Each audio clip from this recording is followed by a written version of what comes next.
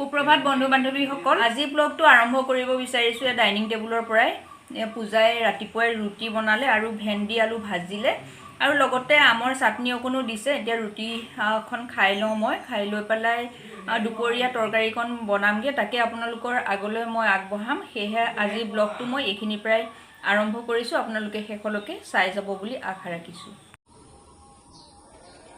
আজি পুৱাতে জয়নলে মাছ আনিছিলে, জয়নলৰ পৰা এয়া মাছ ললো। মাছ দেখি পেলাই মানে ৰব নোৱাৰিলো আৰু কেইবাদিনো হল মাছ খাবলৈ পোৱা নাছিলো। জয়নলো পথাৰতে লাগি আছিলে, সেইকাৰণে কি মাছ অনাৰ লগে লগে মাছখিনি ললো। আৰু বাৰীৰে এয়া কোমোৰা কলি, জাতিলাওহে মুখত আহিছে আকৌ দেই। কোমোৰা কলি এইটোৱে প্ৰথম লাগিছিলে, এইটো ছিঙি আনিছো। আৰু গোল নেমু চেপা দিম আৰু লগতে আলু অকণ নিদিলে আকৌ ল'ৰা ছোৱালীয়ে নাখাব নহয়, সেইকাৰণে আলু এটাও লৈছো। তাতে এই পকা জলকীয়া কেইটাও ফালি দিম। এনেকৈ আজি দুপৰীয়া মাছৰ তৰকাৰীখন বনাম বুলি ভাবিছো। সেইকাৰণে মই এতিয়া এইখিনি যা যোগাৰ কৰি লওঁ আৰু পাছত আপোনালোকক কেনেকৈ বনাইছো কৰিছো সেইখিনি দেখাই যাম বাৰু। আপোনালোকে কিন্তু চাব দেই। কোমোৰা জালিটো এনেকে মিহি মিহিকে টুকি পেলাই কাটিছো। আলুটো এনেকৈ দি লৈছো আৰু ডখৰা ডখৰকে, তেতিয়াহে আকৌ ল'ৰা ছোৱালী হাতত লাগিব ন, সেইকাৰণে এনেকেই কাটিছো বুজিছে। আৰু এই জলকীয়া কেইটা যে বাৰীত বগা বগা জলকীয়া লাগিছিলে, সেইকেইটা পকুতে ইমান ধুনীয়া হয় নহয়, এইকেইটাও দি লৈছো। আৰু নিমখ হালধিটো মই ইয়াতে দিয়ে দিলো। আৰু চাওকচোন আগতীয়াকে দি লৈছো, মানে পাছত আকৌ পাহৰিম, খেলি মেলি হব। এয়া মাছতো নিমখ হালধি দি লৈছো। এতিয়া মই কেৰাহী গৰম হৈ গল।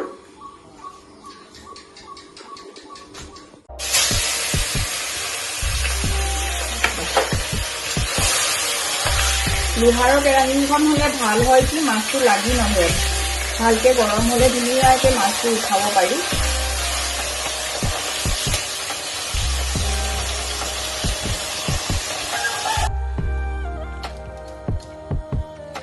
তেলখন গৰম হৈ গল, ইয়াতে এতিয়া পাঁচফোৰণ কেইটা দি লম। আৰু এই ফালি যে লৈছিলো পকা জলকীয়া কেইটা, টেঙা তৰকাৰীকে বনাম, সেইকাৰণে মানে বেলেগ মছলা নিদিও, কিন্তু জলকীয়া গুড়ি অকণমান দিম দেই, কালাৰটো নহ'লে বেয়া লাগিব নহয়। যিয়ে নবনাও মই কিন্তু জলকীয়া গুড়ি অকণ ভালেই লাগে।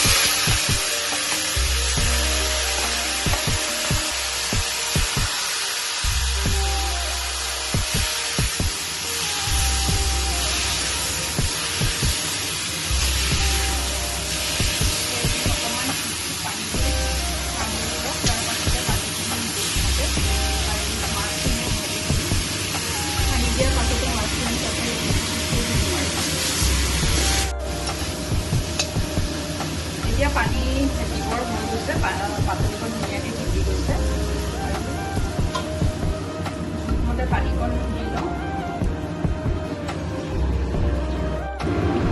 এতিয়া এটা উতল অহাৰ পাছতে মাছকণ দি দিম আৰু তাৰপিছতে আমাৰ তৰকাৰী ৰেডি হৈ যাব। এতিয়া চাওকচোন, এয়া সম্পূৰ্ণৰূপে মোৰ তৰকাৰী ৰেডি হৈ গল। চাওকচোন কেনে লাগিছে বাৰু। আপোনালোকৰ কেনে লাগিছে জনাব দেই, কমেণ্ট কৰি নাপাহৰিব কিন্তু। এয়া মোৰ তৰকাৰীখন ৰেডি হৈ গল, চাওকচোন কেনে হৈছে। আৰু যদিহে আপোনালোকে মোৰ আজি ভিডিঅ'টো চাই ভাল পাইছে তেন্তে হলে লাইক কৰিব, শ্বেয়াৰ কৰিব। আৰু নতুনকৈ যিসকলে মোৰ ভিডিঅ'টো চাইছে তেখেতসকলক মই ক'ব বিচাৰিছোঁ মোৰ ইউটিউব চেনেলটো ছাবস্ক্ৰাইব কৰি দিব। নমস্কাৰ।